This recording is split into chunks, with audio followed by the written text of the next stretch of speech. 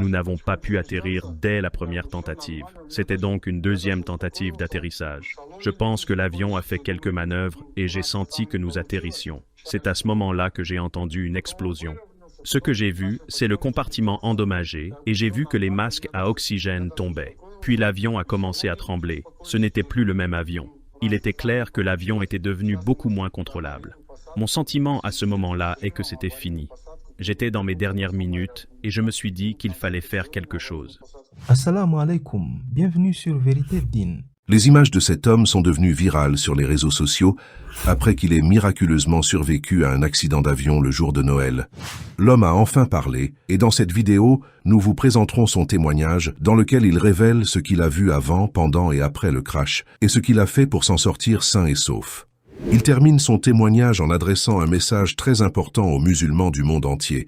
Je vous garantis que son témoignage touchant changera quelque chose dans votre vie.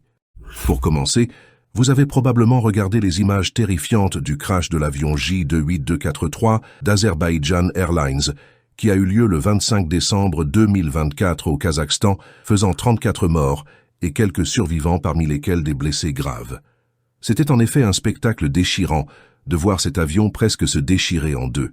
Cependant, parmi les rares survivants du crash, un homme musulman qui a été vu en train de sortir de l'avion sain et sauf, en glorifiant Allah et prononçant sa grandeur.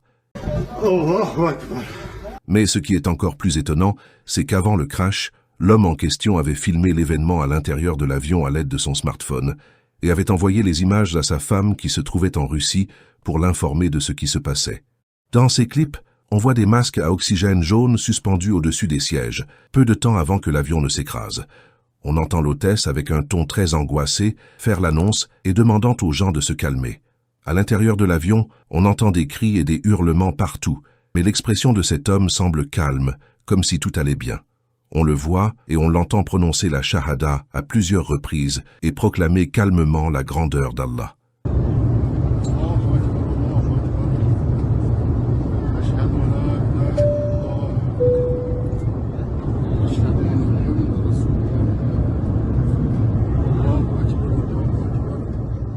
Il semble avoir placé toute sa confiance en Allah, avec une grande conviction que rien ne se passe, sauf que c'est dû au décret du Tout-Puissant Allah. Après l'horrible crash, il y a eu 29 survivants, y compris l'homme qui a continué à louer Allah après être descendu de l'avion en flammes. Alors, qui est cet homme? Que s'est-il réellement passé à l'intérieur de l'avion avant le crash et lors du crash? Et comment a-t-il pu rester calme pendant ce moment aussi terrifiant? Il s'appelle Subkankul Rakimov, et voici un extrait de son interview avec l'agence Anadolu, peu après le crash.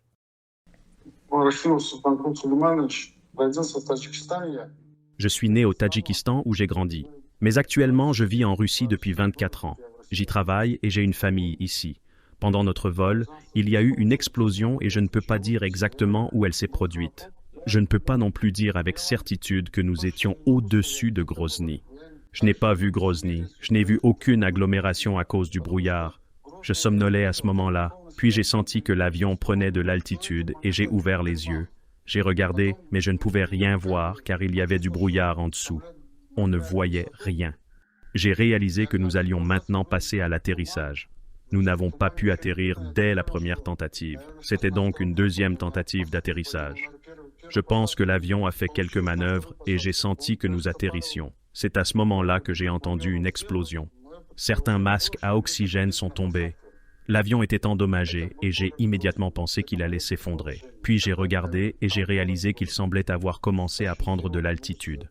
Je me suis dit que quelque chose était arrivé et que quelque chose avait été endommagé sur l'appareil. Du coup, l'avion est monté et s'est stabilisé, puis il a commencé à descendre lentement. À ce moment-là, les gens dans le salon se sont calmés parce qu'ils pensaient que tout était réglé.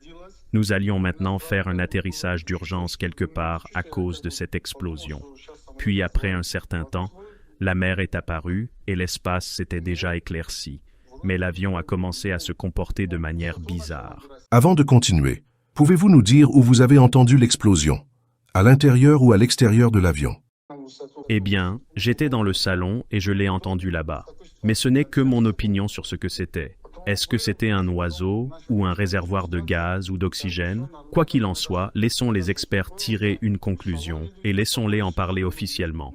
Ce que j'ai vu, c'est le compartiment endommagé et j'ai vu que les masques à oxygène tombaient. Puis l'avion a commencé à trembler. Ce n'était plus le même avion.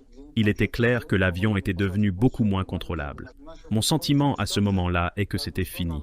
J'étais dans mes dernières minutes et je me suis dit qu'il fallait faire quelque chose. Je me suis demandé, que puis-je faire dans ce moment?